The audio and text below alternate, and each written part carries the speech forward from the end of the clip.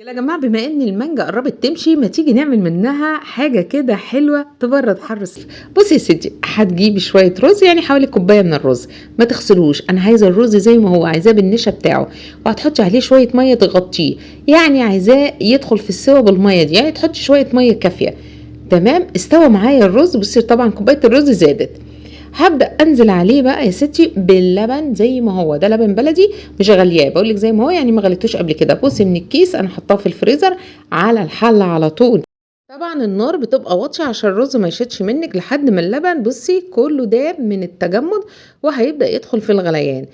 دلوقتي هاجيب كوباية من المَيّة الباردة وأبدأ أحُط من 3 ل4 معالق نشا كبار وأقلّبهم وبعد كده أنزل بيهم على حلة الرز بلبن، وكمان حطيت كوباية من السكر، طبعًا السكر حسب الرغبة، حابة تزوّدي حابة تقلّلي حسب رغبتِك، وكمان حطيت معلقتين كبار من القشطة. أنا باجمّع زي ما باقول لِك وِش اللبن، فحطيت معلقتين كبار، حطيت كمان معلقة صغيرة من الفانيليا، حلو أوي كده، الرز دخل معايا في السِوَى وبقى التُقل بتاعه تمام.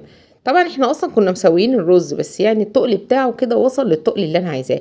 ابدئي بقى فرّغيه كده في الأطباق، كيلو اللبن وكوباية الرز عطتني حوالي 14 طبق، زي ما أنتم شايفين 14 طبق على 14 كَب كده، بس ما تمليش الأطباق لحد الآخر، يعني خلّي إلا ربعها. بالشكل ده هتدخليه بقى التلاجة علشان يبرد، وهنبدأ نعمل الطبقة التانية. انا جبت نص كوباية من المية السخنة وعلى كيس جيلي بطعم المانجا، وقلبته لحد ما داب خالص، زودت شوية مية باردة يعني حوالي نص كوباية تاني.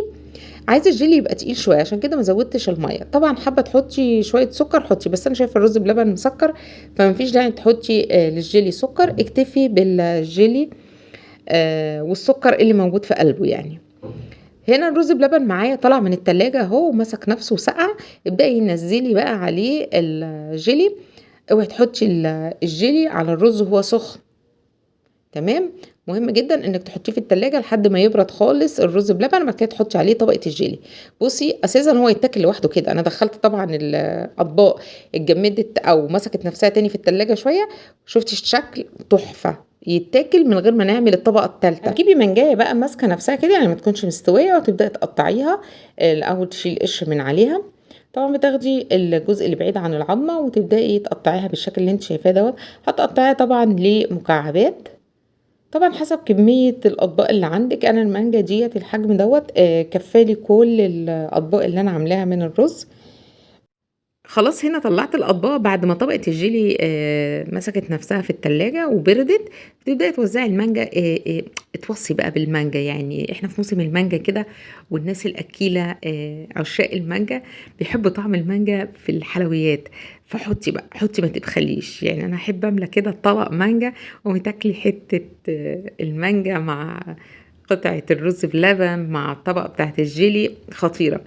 الكارثة بقى والأدهى من كده اللي أنا عملته إيه، رُحت ضاربة مانجاية في الخلاط من غير لا سكر ولا مَيّة ولا أي حاجة، pure كده، ورُحت حاطاها كمان كطبقة رابعة، يعني عندي طبقة الرز بلبن، طبقة الجيلي، طبقة المانجا، الطبقة الأخيرة اللي هو عصير المانجا الpure.